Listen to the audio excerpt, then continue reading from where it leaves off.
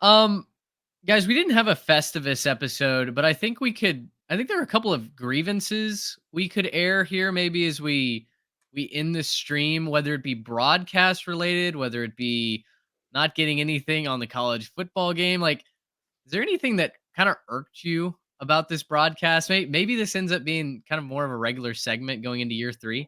I need to jump in on this one. They almost felt depressed that Michigan was doing well.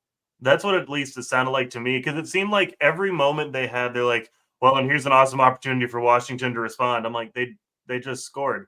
Like they'd be like, "And Corum barrels into the end zone, and now Washington's really going to have to respond, and now Penix is going to." And I'm like, okay, like for a second, shut up and celebrate the team that's succeeding at the John moment. Like Smoltz syndrome. right, it was pretty bad.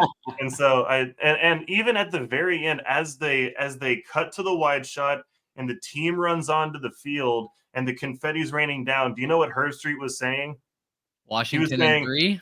no, he Washington. was saying, "Oh, you know, Washington will be back. They're really good. They'll be set up for." I'm like, we're currently looking at maize and blue Yeah. confetti raining on the field, and they're like, "Well, you know, Washington, got to give them their credit. They'll be back."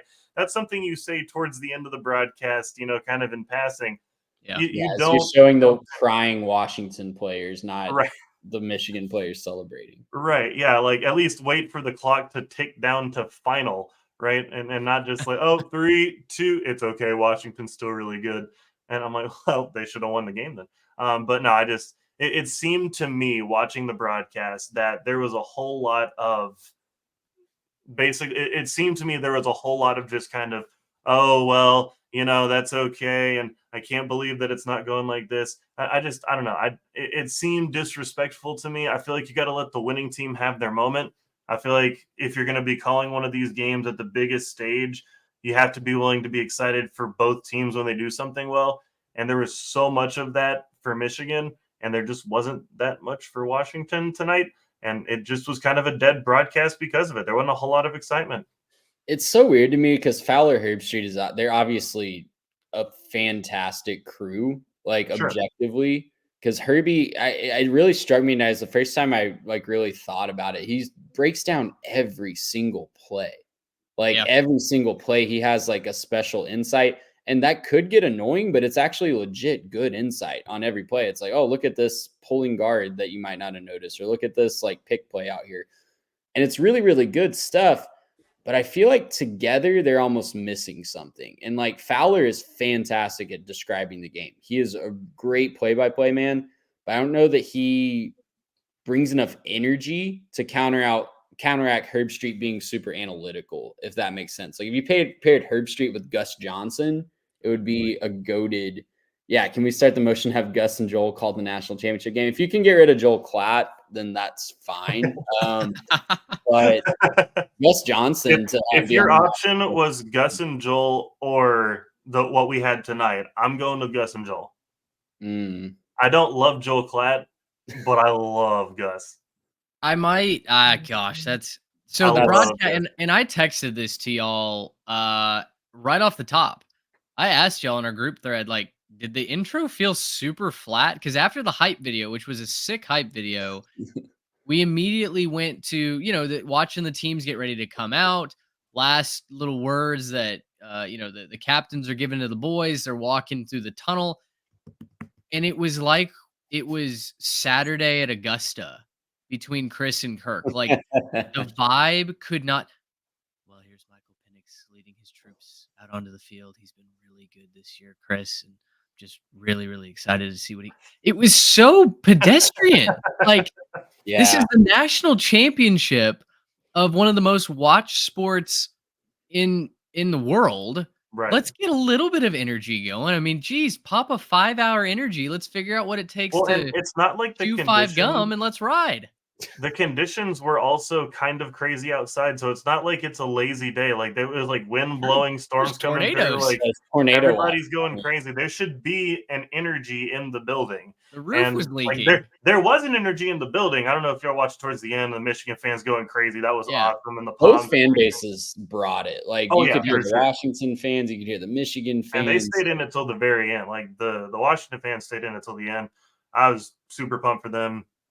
things obviously didn't go very well for them tonight on offense. Very different game than they normally see, but I mean, they're cheering to the very, very end. They got their money's worth out of those tickets. But man, just a dead broadcast. I mean, Mitch, you're totally right. It was just It's a tough. dead broadcast and some interesting commercial choices there towards the end as well. I won't go into too Sure. much detail, but there are some interesting commercial choices towards the end about target audience and who might need a cream for what. And Why the is deodorant water- lady, do you guys get the deodorant lady? Yeah, no, that's what I'm talking about. Yeah. Talking about deodorant and how she was stinky and how Yeah. you can get a deodorant for your whatnot and the who's a whats. And I'm like, this is a college football broadcast. Who do you think is watching this? Ugh, This is not, we just this got is not we, the we- WNBA. And we didn't get the NCAA 24 commercial, but we I got know. that Well, like 3 or 4 times. listen. We were Ugh. right there pushing. We had the Bill O'Reilly special, the no spin zone. As much as we wanted the EA trailer or something to drop, we were tweeting Matt from Extra Points, who said, "Guys, the internet is lying to you. I don't believe that there's going to be a trailer tonight." And I hated to be Johnny Raincloud, but that was what I kept hearing was they might drop some news. Now, I do think they absolutely dropped the ball. They had millions of us tuned into the game and even more tuned in on social media, waiting for some little piece of cheese, as I kept seeing from one of our group threads. Just give us something to nibble on here at the end of football season, and they didn't give us anything. And that is concerning, even though from what I've read, we're still on track for a July release. It's really concerning to me how quiet that they've been on absolutely everything. In fact, I went and checked their Twitter account, the EA College Football Twitter account hasn't released anything since the end of 2022. So it has now been over a year since they released anything officially. That's just like super. I know we're all going to go out and buy the game, but it seems like kind of a middle finger to an audience that is just dying to consume this product once again. Yeah, you said it best, man. Like they really dropped the ball tonight and could have had everybody sharing that on social media, everybody talking about it, but I guess it's not important to them. Well, and I thought my favorite tweet of the night about that and, kind of pertaining to that was I think it was the Sidelines Nebraska page. I think that was the one Yeah, that tweeted it yeah, out where they I had the retweeted Peter that. Griffin with the EA. I I just want wanna to talk to him. I just want to talk to him. I just want to talk to him. That's And that's how we felt all night long. It's pretty fantastic. The other weird commercial, and I don't know how much of our national audience got this. Whataburger's doing wings now? What is that about? Man, ever since they Yeah. sold to that conglomerate in Chicago, they just I been know. doing too much, man. They've been slacking on the basics. Make They do Whataburger too much. Texan again. The food's not good anymore. It's not it's not that I won't order it, but it's It's not so what it good. used to be. And Yeah. we didn't get the Hatch Green Chili Burger this year, and I was No. upset about that. You got to drive to Great. New Mexico to get it now. Yeah, I know. I was gonna say, did you drive to Las Cruces for that? No, Not you can yet. get it in the fall. You've been able to get it in the fall for like years. It's like Yeah. a fall staple, and they just didn't bring it back this year, and I was actively upset. Yeah. I Man, thought come about for it the- multiple times. Come for the championship breakdown, stay for the commercials and fast food takes, man. I love this show. That's exactly right. Very, very quickly, Trey, as you just tweeted out, the Georgia Bulldogs are the betting favorite to win the national championship in 2024, the 2025 postseason. 17-4 odds for those of you on the podcast side, followed by Alabama, Ohio State, Michigan, and Texas. Round out the top 5. Seems like a who's who of the betting favorites. Vegas knows how to take people's money, and if I was to name a top 5 without seeing odds, honestly, that's probably the top 5 in some order that I would have come up with. I want to point out this Ohio State 8-1, Michigan 9-1. That's just Again, Truly, what does Michigan have to do? That's just petty at this point. They're like 8-1. No, 9-1. yeah. They could have tied them. They basically have the same path to the playoff every year. Just crush the Big Ten. Someone's going to beat each other. Someone's going to beat whoever else in the Big Ten championship game, and then waltz to the playoffs.